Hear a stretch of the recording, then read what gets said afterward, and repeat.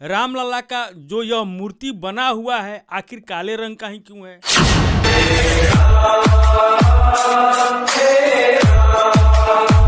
रामलला का जो मूर्ति है जिसका हाइट 51 इंची ही क्यों?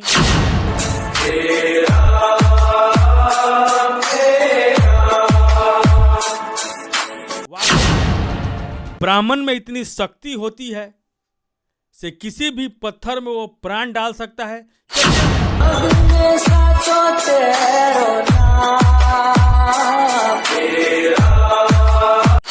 एक सवाल पूरा अवाम जानना चाहता है, आज एक सवाल पूरा हिंदुस्तान जानना चाहता है, और उसी सवाल के जवाब के लिए हम आ पहुंचे हैं ज्योतिष विद्या केंद्र प्रगति नगर में, और हमारे साथ आचार्य उमेश पाठक हैं। ज्योतिष विद्या में इनकी काफ़ी पकड़ है और हम आपको बता दें, हम इनसे वही पूछेंगे जो हिंदुस्तान जानना चाहता है। महाराज जी स्वागत है आपके अखंड भारत चैनल का।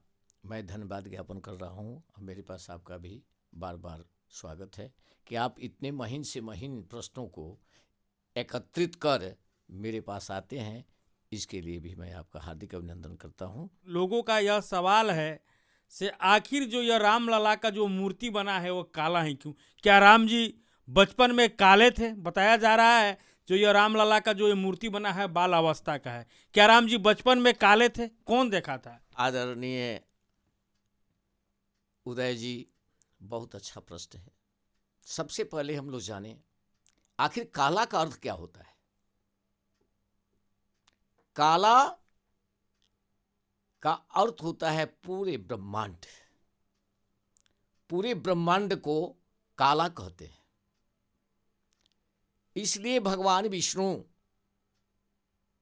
का जब जब मनुष्य के रूप में अवतार हुआ, जैसे राम के भी हुए हैं, तुलसीदास जी ने लिखा है कि जब सीता का हरण हो गया और वह सीता को ढूंढते ढूंढते जा रहे थे, तो उसी समय ब्राह्मण वेश धारण किए हुए हनुमान जी पहुंचे और उन्होंने पूछा, को तुम श्यामल गौर शरीरा तापस वेश बिचरहु बन बीरा। हे तापस वेश में एक श्यामल और एक गौर शरीर वाले आप कौन हैं? तो इससे प्रतीत होता है कि तुलसीदास जी के लेखनी के माध्यम से यह प्रतीत होता है कि राम श्यामल थे। श्यामल काला को ही कहा जाता है। सांवला, गेहुआ, अर्धगोरा, ये सब हम लोगों की भाषा है, लेकिन अपने शास्त्र में वेद का निर्माण किया जाता है। ये सारी चीज है जिसमें सफेद, काला, लाल, पीला और हरा। काला रंग सभी रंगों को अपने में समावेश कर लेता है। काला में लाल फेंटेंगे वो काला बना सकता है, सफेद फेंटेंगे काला बना सकता है, परंतु लाल में काला जाएगा तो लाल नहीं बन सकता है। इसी का अर्थ होता है नारायण, जो सबको अपने में समावेश कर ले। इसलिए हमारे इस श्री राम प्राण प्रतिष्ठा महोत्सव के ट्रस्ट के जो भी महंत हैं या नेतृत्व आचार्यत्व करते हुए दीक्षित जी या मुहूर्त निकाले हुए आचार्य गणेश्वर शास्त्री जी ने जो निर्देश दिया कि भाई काला ही पत्थर चाहिए। सम्मति है कि काले पत्थर को अगर मूर्ति बनाया जाता है तो उसमें पावर ज्यादा होता है खींचने का। तो क्या खींचने का, फिर आपका प्रश्न होगा तो हम उत्तर देंगे। काले पत्थर में किसी भी चीज को खींचने का पावर अन्य पत्थरों से ज्यादा होता है। इसके शिल्पज्ञ जो हैं, शिल्पज्ञ बता सकते हैं, यह यथार्थ बात है कि जितने भी रंग के पत्थर हैं उस सभी रंग के पत्थरों की अपेक्षा काला रंग की जो पत्थर है वो भी गंडकी नदी का निकला हुआ जो पत्थर है उसमें खींचने का पावर जाता होता है। देखिए, कृष्ण का अर्थ होता है आकृष्यति इति कृष्ण, राम का अर्थ होता है रमन्ते योगिनः राम, जो सब में रमण करे, सब में जाए, सब लोग उनमें समावेश हो जाए। तो काला ही एक रंग है, काला पत्थर ही एक है कि जो सबको अपने में खींच सकता है। और मूर्तिकार जो मूर्ति बनाते हैं तो अंग सब बना देते हैं, बड़ी मुस्कुराहट बना देते हैं, हर चीज बना देते हैं, परंतु उसकी जरूरत पड़ती है फिर वेद नियमों का। इसलिए काले पत्थर की आवश्यकता पड़ी। और काला पत्थर की मूर्ति बनाने वाले को भी मैं धन्यवाद ज्ञापन करता हूं कि सरस्वती उनका कल्याण करें। और जो आचार्य या ट्रस्ट के जो महंत हैं वे लोग जो विचार विमर्श करके समिति के लोगों को मैं धन्यवाद ज्ञापन करता हूं कि ऐसे रंग की मूर्ति को उन्होंने बनवाया और लाया। करेंगे महाराज जी, जो यह मूर्ति बनी हुई 51 इंच का बताया जा रहा है, रामलला का बाल अवस्था का यह मूर्ति है। क्या बाल अवस्था में 5 वर्ष में रामलला 51 इंच के थे? आखिर यह मूर्ति 51 इंच की ही क्यों? 31 इंच की क्यों नहीं? 41 इंच की क्यों नहीं? 61 इंच की क्यों नहीं? 51 इंच की क्यों? आखिर 51 इंच से क्या है, इसके बारे में कुछ बताइए। देखिए, तुलसीदास जी ने स्पष्ट कहा है कि भगवान प्रकट हुए हैं, भय प्रकट कृपाला, दीन दयाला, कौशल्या हितकारी। कौशल्या के हित के लिए भगवान नारायण प्रकट हुए थे। अब आई बात मूर्ति 51 इंच की। अपने सनातन धर्म के निर्णय सिंधु जगमीमांसादि ग्रंथों के आधार पर मूर्तियों स्थापना करने के लिए मूर्तियों की लंबाई ऊंचाई की व्यवस्था दर्शाया गया है। उसके अनुसार सच्चाई रूप से ये जो भी इस महायज्ञ के इस महोत्सव के आचार्य परमादरणीय श्री दीक्षित जी और मुहूर्त निकालने वाले, मुहूर्त चयन करने वाले गणेश्वर शास्त्री जी बनारस वाले, इनको मैं अभिनंदन करता हूँ, नमन करता हूँ कि उन्होंने शास्त्र सम्मत के अनुसार मूर्ति की मंगवाई है। जैसे जगमीमांसा में लिखा हुआ है, सौम्या तो हस्त मात्रा वसुधा, हस्त द्वयरक्षिता प्रतिमा, क्षेम सुभिक्षा भवेद, त्रिचतुर्हस्त प्रमाणंबर।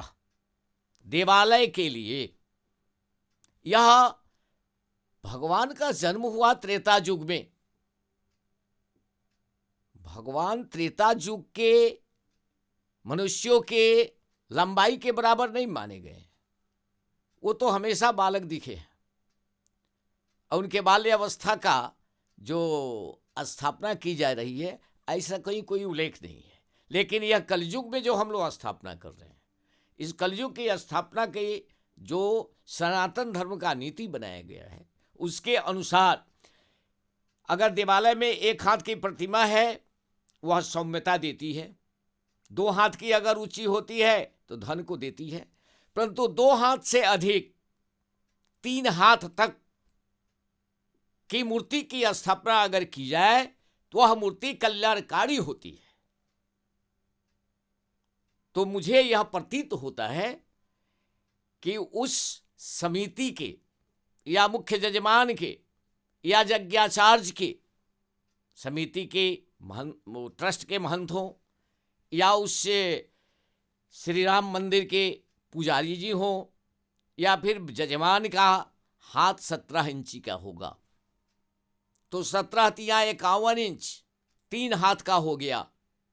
यदि किसी स्थिति में गणित का माप अगर यह समझा जाए कि नहीं भाई 18 इंच का ही हाथ होता है सबका, सब विदित है।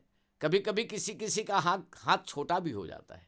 तो यज्ञों का नियम होता है कि जजमान जो होते हैं उनके हाथ से उनकी लंबाई को देखें, चाहे हवन कुंड की हो चाहे मूर्ति की हो, अथवा आचार्य के हाथ से, अथवा उस मंदिर के उस ट्रस्ट के महंत के हाथ से, अथवा उसके प्रधान पुजारी के हाथ से, मुख्य जजमान के हाथ से, अथवा 18 इंच मान करके पूरे विश्व के हिसाब से अगर माना जा रहा है तो 2 हाथ से ऊपर और 3 हाथ पूरा होने तक 3 हाथ ही माना जाता है। यह ज्योतिष गणित का नियम है। इसलिए यह जो परिमाण बनाकर गणितज्ञ हमारे ज्योतिषी श्री गणेश्वर जी, जो बनारस के रहने वाले हैं, ज्योतिष के प्रचंड विद्वान हैं, उनको मैं नमन करता हूं कि वैसे मूर्ति की लंबाई उन्होंने चुना है जो पूरे विश्व में कल्याण देने वाली वह मूर्ति होगी। महाराज जी, एक चीज और पूरा हिंदुस्तान जानना चाहता है, ये आवाम जानना चाहता है, वाकई ब्राह्मण में या शास्त्र में इतनी शक्ति है कि किसी भी पत्थर में प्राण डाल सकता है? प्राण प्रतिष्ठा का अर्थ वही हुआ, क्या इतनी शक्ति है? देखा जाए, प्राण प्रतिष्ठा महोत्सव है, इसमें बहुत सारी चीजों का मेल है। मंदिर का,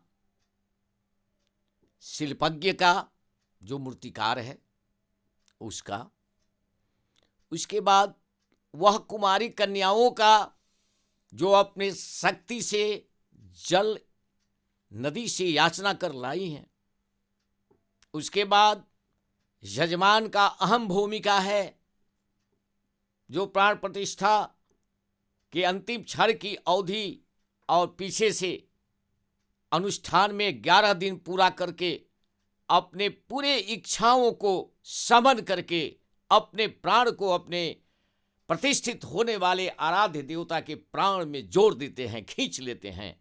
आप जानते हैं कि आत्मा और परमात्मा में ज्यादा अंतर नहीं है। आत्मा और परमात्मा में ज्यादा अंतर नहीं है। आत्मा की बात परमात्मा सुनते हैं और परमात्मा की बात आत्मा सुनती है। इसलिए यजमान यदि अपने निष्ठापूर्वक अनुष्ठान अगर वह पहले से करके, जो नियम है, जो जम नियम से अगर है नंगे पांव चलना, भूमि पर शयन करना या कंबल पर शयन करना, फलाहार में रहना, ऐसे नियम को पालन करते हुए अगर प्राण प्रतिष्ठा के समय तक उनका 11 दिन पूरा हो जा रहा है, तो वैसे जजमान कैसा जजमान? दशरथ जी के समान, और वैसे आचार्य श्रृंगी ऋषि के समान त्यागी होनी चाहिए। तो आचार्य दीक्षित जी श्रृंगी ऋषि तो नहीं है, परंतु उनकी विद्वता श्रृंगी ऋषि से कम नहीं है। उनका त्याग और उनकी अंतरात्मा की जो पवित्रता है उससे कम नहीं है। और प्रधान जजमान चाहे जो भी हों, वे भी अपने अनुष्ठान में नियत अनुष्ठानरत हैं और उनकी भी अंतरात्मा भगवान राम से, रामलला से जुड़ा हुआ है। आत्मा परमात्मा को खींच रही है। अब आइए, ब्राह्मण लिखा हुआ है कि मंत्राधीनाम देवता, मंत्र के अधीन में देवता होते हैं, मंत्र के अधीन में देवता होते हैं, ब्राह्मण के अधीन में मंत्र होता है। ब्राह्मणाधीना मंत्र एतत् यज्ञ ब्राह्मण देवता। इसलिए ब्राह्मण देवतुल्य हैं, क्योंकि वेद मंत्र का उच्चारण ब्राह्मण को करना है। अगर उच्चारण उनका सस्वर है, उनके संकल्प अगर सत्य है, तो वह वैसे चुंबक के समान, जैसे चुंबक लोहे को खींच लेता है, लेकिन लोहा में भी आने की इच्छा होती है, आकर्षण दोनों ओर से होता है। तो यजमान के आस्था को देखकर भगवान जिनकी आप स्थापना करने जा रहे हैं, चाहे रामलला हो या कोई भी देवता हो, तो उनकी भी आत्मा, वो भी आने के लिए उद्यत होते हैं। इधर लाने वाला सवारी के रूप में मंत्र के रूप में आकर्षित करके प्राण के जो मंत्र होते हैं, जितने भी इंद्रिय हैं, शिख से ऊपर से लेकर नख तक सभी अंग प्रत्यंगों में मंत्र के द्वारा उसमें डाला जाता है पावर, शक्ति। आप जानते हैं साइंस के अनुसार, विज्ञान के अनुसार मिट्टी में खींचने का पावर है, पत्थर में खींचने का पावर है, सोना में खींचने का पावर है, चांदी में खींचने का पावर है, जितने द्रव्य हैं सब में खींचने का पावर है। अगर हम सबको भरोसा नहीं है तो पत्थर पर जल डालकर देख लीजिए, खींच लेगा, अपने में समावेश कर लेगा। तो जब मंत्र बोला जाएगा तो उस मंत्र को वह पत्थर की मूर्ति खींचेगा। जब हम बोलेंगे, जब वह आचार्य बोलेंगे सिर के बारे में, तो सिर वाला मंत्र सिर के पास से खींचेगा, वहां सिर तैयार हुआ। ऐसे कर्मशः पूरे अंग प्रत्यंग तैयार हो जाएंगे। इधर से जल अधिवास से लेकर सज्जा अधिवास तक जितने वास हैं, अधिवास हैं, अधिवास के माध्यम से मूर्ति में जितने भी चोट पहुंचा हुआ है, या पत्थर लाने में दोष हुआ है, या पत्थर को काटने में दोष हुआ है, या उसको एक जगह जोड़ने में जितने केमिकल्स हैं, ये जो दोष हुआ है, इस दोष को समाप्त करने के लिए जल अधिवास से लेकर, जल में डालने से लेकर सज्जा पर अधिवास करने तक शुद्धि कर दी जाती है। शुद्धि करने के बाद वह मूर्ति पावरफुल हो जाता है, शक्तिशाली हो जाता है, खींचने के लिए ललायित हो जाता है। खींचने के लिए वहाँ पर आचार्य जी अपने वेद मंत्र को, जैसे हमारे ऋषियों ने किया है, जिस प्रकार उस रामलाला का जन्म श्रृंगी ऋषि के यज्ञ कराने के पश्चात अग्निदेव प्रसन्न होकर खीर दिए, खीर हविष्य दिए, और वह दशरथ जी लिए, और दशरथ जी अपने तीनों रानियों को खिलाए, और यह 4 लाला जन्म ले लिए। ठीक उसी प्रकार यह श्रृंगी ऋषि इकोवैलेंट हमारे दीक्षित जी आचार्य जो हैं, उनके बराबर, वे तो नहीं है लेकिन उनके बराबर, उनके मुखारविंद से जो वेद मंत्र निकलेगा, ठीक उसी के समान वह आकर्षित करके रामलला के प्राण को उसमें समावेश कर देगा। यह शास्त्र साक्ष्य है, और वे भी साक्ष्य है डायरेक्ट, कि तुलसीदास जी ने कहा, वाल्मीकि जी ने कहा, बहुत सारे राइटर लोग कहे हैं कि उनका जन्म श्रृंगी ऋषि की जगह कराने, पुत्रेष्टि महायज्ञ कराने के पश्चात खीर के माध्यम से हुआ था। यदि उनका जन्म खीर के माध्यम से हुआ, यदि किसी ऋषि के कराने से, यज्ञ कराने से, मंत्र के आधार पर अग्निदेव आकर्षित होकर के, खुश होकर के खीर दे सकते हैं, तो उसी मंत्र के प्रभाव से राम क्यों नहीं आ सकते हैं? जब खीर में आ गए तो मूर्ति में भी आ जाएंगे।